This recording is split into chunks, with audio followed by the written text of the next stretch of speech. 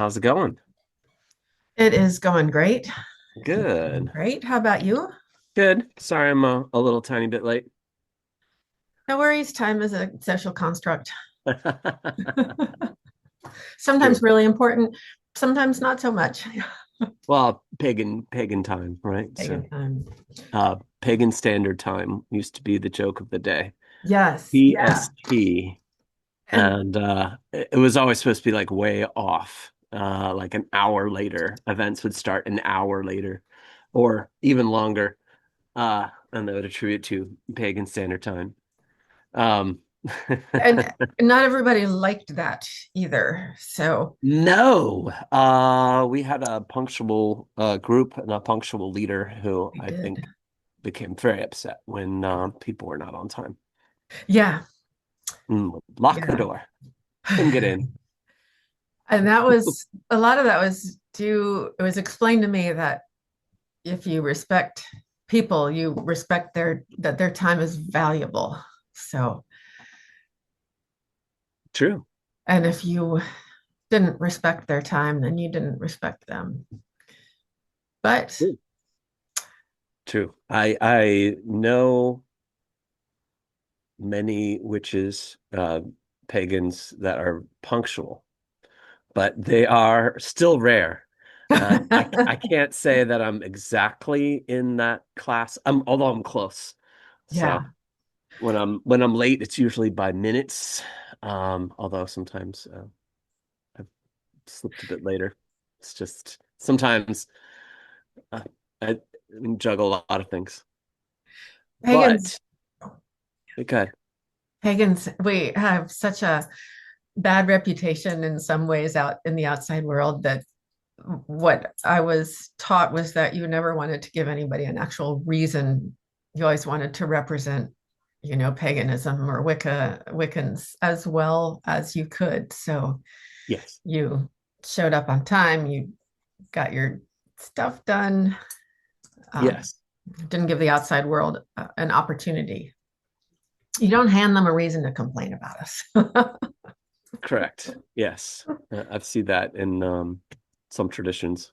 I've seen some OTO people that are well dressed for their events. Not, outlandishly dressed up, but still, um, I guess nicely dressed.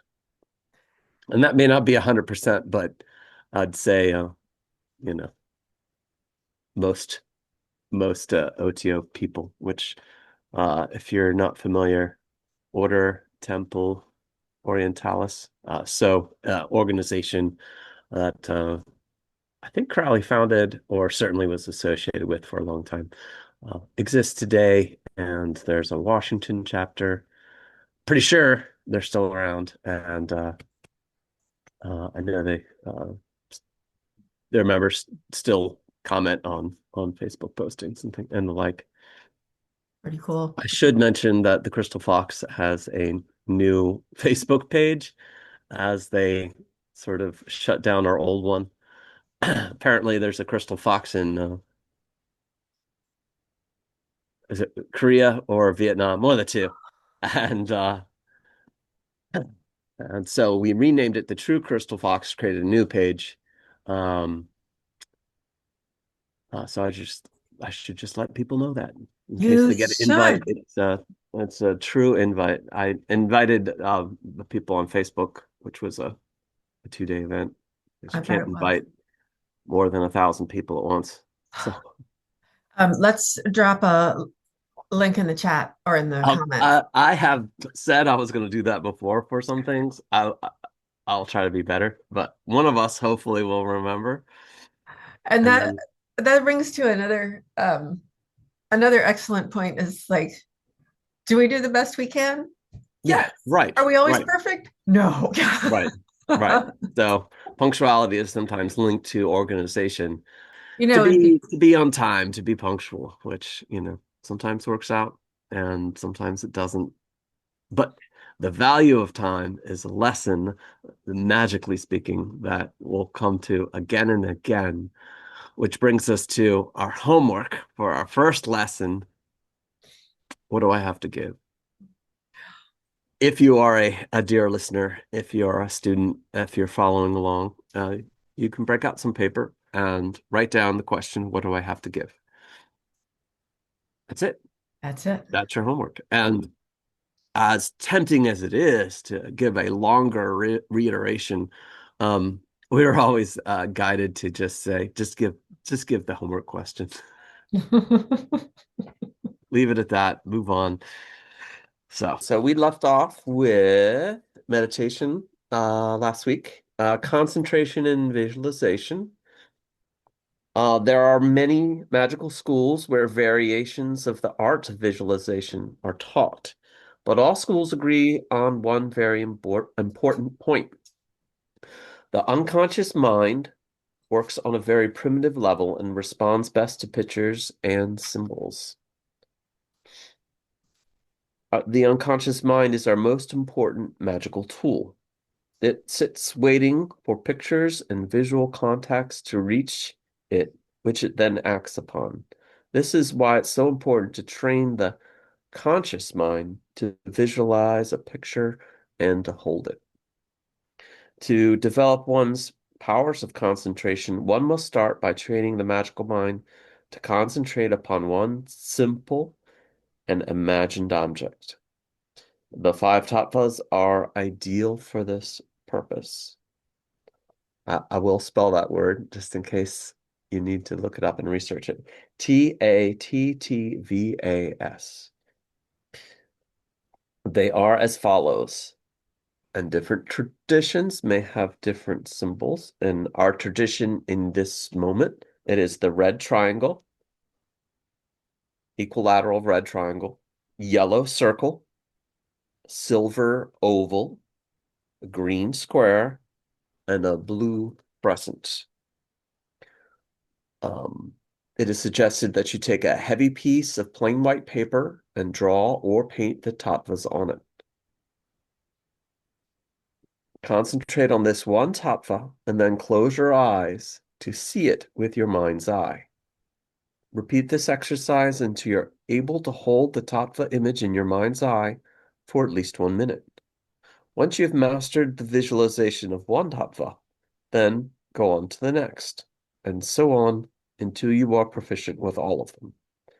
This exercise develops willpower, self-discipline, concentration, and visualization, and these are vital talents if you ever expect to use the science of magic. The exercises will seem dull and boring. Your mind will tend to wander, but you must persevere.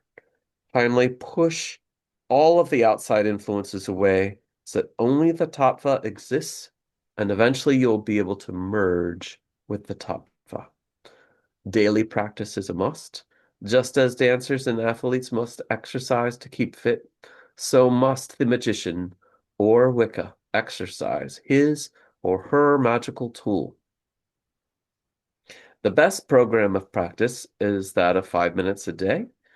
It is not good to try to cram in a week's exercises into one day. Do not allow yourself to make excuses for not doing your exercises. Your mind is like a wild horse. It does not want to be trained or ridden by your will. But this is exactly what must occur before you can ever hope to practice the art of the craft.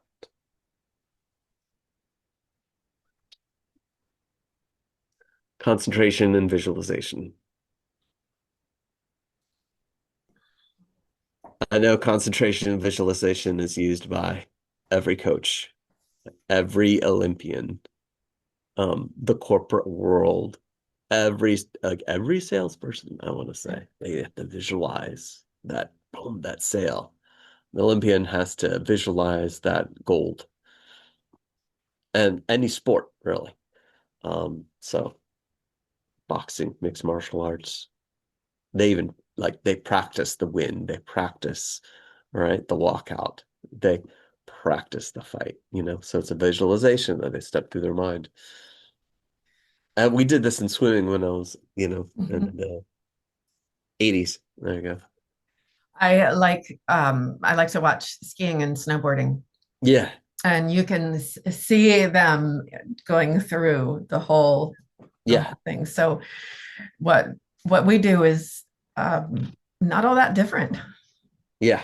Not all that different. And for us, it's a little more like we're visualizing stillness instead of action. Um, Right. And until we change our visualization to action. Yes. yes, Yeah. yes. For the Yeah. tapas today, Yeah. that Um, um, examples in your magical work, of which you've probably done some, but visualizing that outcome when you light that candle, visualizing that outcome as the candle burns, um, using a mirror Mhm, and seeing that positive outcome in the mirror as working. mhm. So you see yourself as successful. And I'd say there is some reasonable evidence that reality itself is a little malleable, and that it is certainly possible that our consciousness and our willpower um, bends, folds, and shapes it. And you can just look at successful people and that it's one of those traits that uh, they will all have, is that they have that vision that they are working on, visualizing and working towards it. Yeah. Perfect. The law of the coven. This is our version of the law of the coven. This you should be able to find out there if you search for it. So it is not a guarded secret. And you can also find a lot of interesting incidental information around it, theories and thoughts and ideas. I'm just going to read it to you as I have it in my Book of Shadows. The law of the coven. This is the law of the coven. By the head, the heart, and the thigh, and the witch who obeys it shall prosper, and the witch who breaks it shall die. The book is the right of the priestess to keep, to read, and recite, and the eye that reads it untutored shall quickly lose its sight. The sword is the right of the mistress to circle the hallowed ground. No other hand shall wield it on pain of remaining earthbound. The knife is the right of the coven. Each witch shall fashion her own with a blade of iron metal and a handle of wood or bone.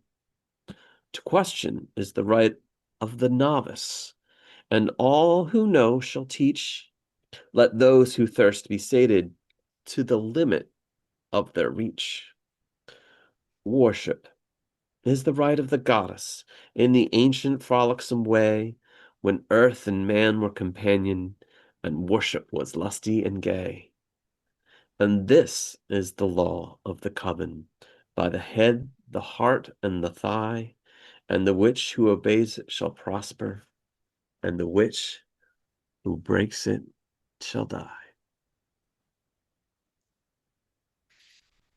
Thank you for reading that. Um, so let me ask some questions that I know that I and other students coming in have had over the Yes. years. Yeah. So the first one and the obvious one is what does it mean? The witch who breaks it shall die. Do they really mean actual die? That sounds I love, terrible. well, my students have, I put the question to my students on what do you think this means? And some of them are like, yes. And I'm like, I like the way you think. Um, and we do often we'll reference sort of a spiritual death. Um, Yes. so if you break our laws, if you do not hold love to be the highest law for for instance, then um, if you hurt people we know, we love, we care about, if you hurt your brother, if you hurt someone in your coven, then you may find yourself um, dead to them. And you'll find a lot of people say this, maybe in like Appalachia as well. He's dead to me. Mhm. Those people are dead to me, you know, and we treat them as such. Um, And there was, in fact, a time when if you did break the law of the coven, you really could die. yeah, I think it was yeah, well, there's a couple. So there was a druidic law, and if you cut the if you cut the trees of the grove of the sacred grove, of which there, let's say there's 13 trees or 12 trees in that sacred grove that are in a circle that have taken hundreds of years to grow. Um, you don't think you need to make such a law, like if you cut that tree down, gonna kill you, because it seems outrageous that somebody would do it. The Romans did it though. We know that. The Romans would cut groves down, burn the trees of the sacred groves. They were trying to break the druidic control over the huge Celtic world, which was larger than the Roman um, what Roman conquered. That world that the Druids that they thought they controlled, and the Druids were influential, and the Druids were influential over a very large area, but they didn't have a central authority. They weren't recognized as being a. They weren't even united by one language. You have Druidic groves in Germany, and they spoke a different language, and you had Druidic groves in England, and they spoke a different language. Did they come together? Did they have Druidic colleges that they met? Absolutely. Um, yes, but it wasn't like I think the Romans feared, but the Romans really, having decided that they were going to be the enemy, they wanted to break them. So but there was also a Druidic law or a Brahmin law, a Irish law, that if you cut a tree down in the forest, that you would plant two to replace it. So the cutting of wood was natural to the survival. We needed firewood. We needed to build houses and homes. Um, we create tools out of wood. But the law was if you cut one tree, you have to plant two. And never cut the trees in our sacred grove. So that's an example I know of a Druidic law that was like don't don't break our law. Um, the head, the heart, and the thigh. So we'll always come across trinities in our religion. Um, the mind, the heart, and the body. Um, they are all connected, but we see them as different forces. You know, your heart may say one thing, your head may say another. You may have a gut feeling, which is contrary to both. Um, all of which are important to us. What about the eye that reads reads the book untutored? So what does that mean? um, I think we can give The, examples of, the, but it's an oral tradition. So a lot of times, I said before that often the Book of Shadows may not be like a good read. You know, it is a reference book, almost like a table of correspondences sometimes. So you could be very lost in just looking at the book. And a lot of things were never written down, Mhm. you know, how to cast a circle, might never be written down until someone says, we need to write this down. We have to write it down. And you're like, okay, well, you Okay. can write it down if you feel like you should. We came to write down a lot of things that were only passed orally. Um, but I'd say at its heart, it's an oral tradition, and it's not just that, it's a tradition of doing. So we would watch people, you know, when Alexandria would blow on the charcoal and you would look at her and be like, no one, no one, no one taught me that. Yeah, yeah. And she'd look at you like, here you go. You learn by doing. Um, and a lot of times, I think magic is intuitive and felt. So you may find, like you're led by the pendulum a bit sometimes. Um, it's organic and it's always changing. Um, no circle is the same. No circle is the same. No circle is the same.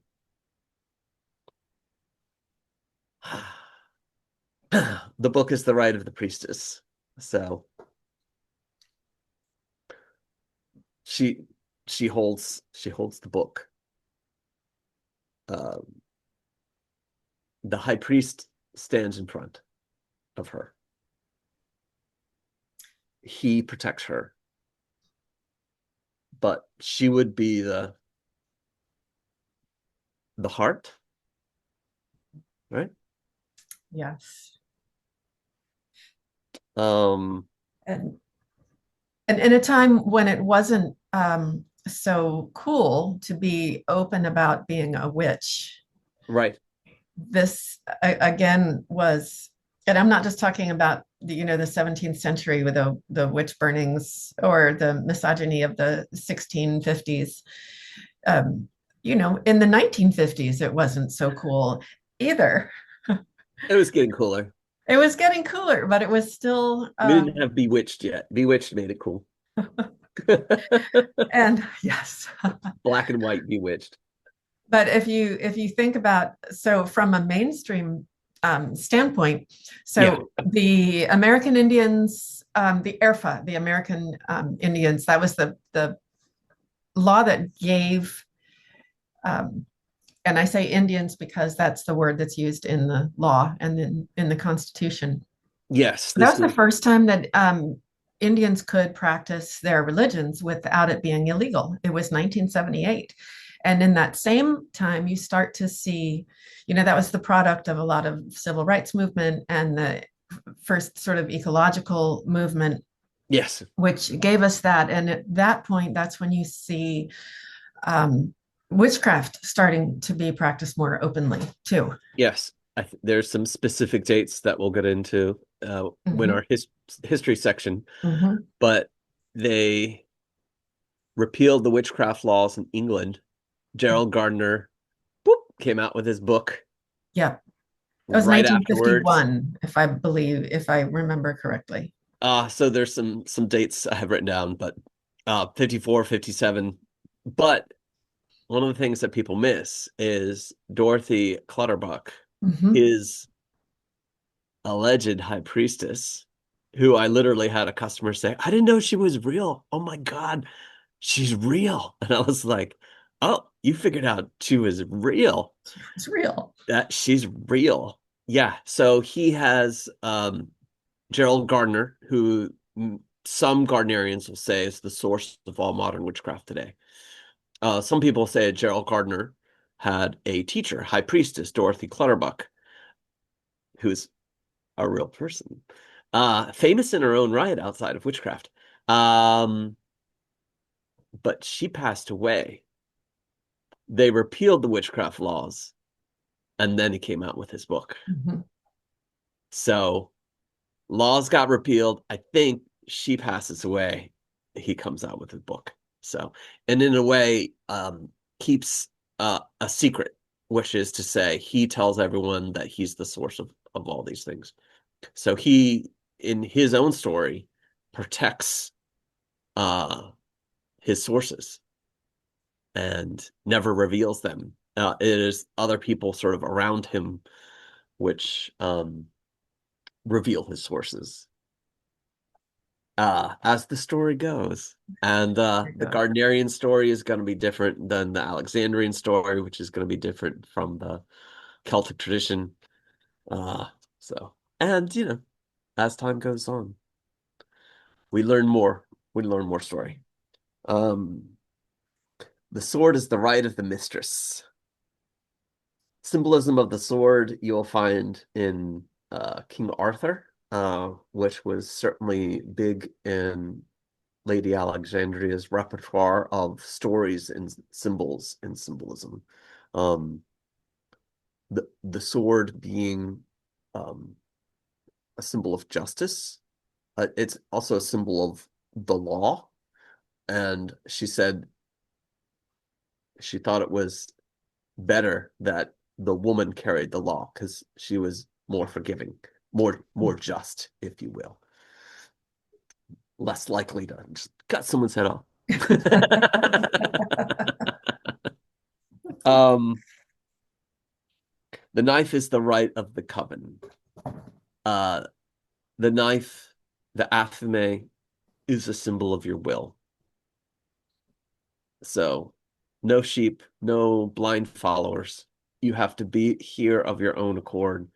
And typically, you know, there's in the medieval era, there was a natural sacrifice. There was a sacrifice of your safety when you wanted to join a group of witches. Um,